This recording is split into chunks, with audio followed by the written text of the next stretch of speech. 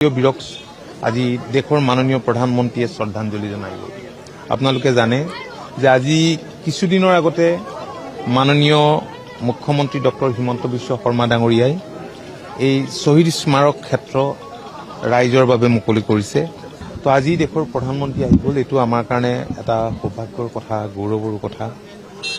তেখেতে শ্ৰদ্ধাঞ্জলি জনালে 860গৰাকী শ্বহীদক আৰু ভিতৰলৈকে খোজকাঢ়ি গৈ যিবিলাক ষ্টেচু আছে, ৰাজ্যখনৰ অসম আন্দোলনৰ প্ৰথম শ্বহীদ খগেশ্বৰ তালুকদাৰকে ধৰি সকলো শ্বহীদৰ প্ৰতিমূৰ্তি তেখেতে নিজে প্ৰত্যক্ষ কৰিলে। আৰু এই গোটেই কামখিনিত মাননীয় মুখ্যমন্ত্ৰী, মহামান্য ৰাজ্যপাল আৰু কেন্দ্ৰীয় মন্ত্ৰী সৰ্বানন্দ সোণোৱাল ডাঙৰীয়াও আছিল। তো ভাল লাগিছে। মই ভাবোঁ যে দেশৰ প্ৰধানমন্ত্ৰীয়ে ইয়াত ভ্ৰমণ কৰি যোৱাৰ পাছত এই সম্পৰ্কে সমগ্ৰ পৃথিৱীয়ে এতিয়া ভালকৈ জানিব। এইটো আচলতে 225 ফুট উচ্চতাৰ এই স্মাৰক, ইয়াত ষ্টেচু আছে। এইটো দেশৰ ভিতৰতে ষষ্ঠ বুলি জনা গৈছে। তো ইয়াত মেডিটেশ্যনৰো ব্যৱস্থা আছে আৰু ইয়াত অসম আন্দোলনৰ যিবিলাক ঘটনা পৰিঘটনা, যিবিলাক সবিস্তাৰে সেই সময়ৰ সংবাদ মাধ্যমত প্ৰকাশ পাইছিল, ফটো সম্বলিত, সেইবিলাক ৱালত অঁৰা আছে। ইয়াৰ উপৰিও light and sound laser show' আছে, যিটো সন্ধিয়া এই শ্ব'টো হ'ব, য'ত অসম আন্দোলনৰ গোটেই কথাখিনি ইয়াত চালে স্পষ্ট হৈ পৰিব। আন্দোলন কেনেকুৱা আছিল, কেনেধৰণে নিৰ্যাতন হৈছিল, গোটেই অসম আন্দোলনৰ ইতিহাসটো মানুহে গম পাব।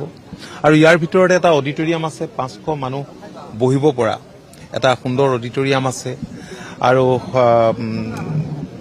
ইয়াৰ উপৰিও চাইকেল ট্ৰেকিং আছে, এখন হৰ্টিকালচাৰ সুন্দৰ গাৰ্ডেনৰ ইয়াত ব্যৱস্থা কৰা হৈছে, ফুড কোৰ্টৰ ব্যৱস্থা কৰা হৈছে। তো আৰু যোৱা দিনকেইটাত 10 ডিচেম্বৰত মুকলি হোৱাৰ পাছত ইয়াত অগণন ৰাইজৰ ইয়াত সমাৱেশ ঘটিছে। কাৰণ ইয়াত 116 বিঘা মাটিৰে আবৃত গুৱাহাটীৰ মাজমজিয়াত এনে কোনো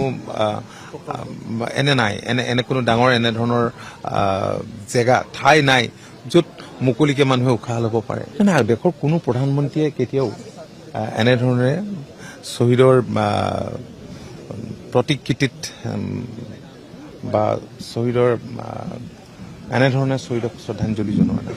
এয়াই প্ৰথম। আমি মাননীয় প্ৰধানমন্ত্ৰী নৰেন্দ্ৰ মোদী ডাঙৰীয়াক তেখেতৰ এনে পদক্ষেপৰ বাবে আন্তৰিক।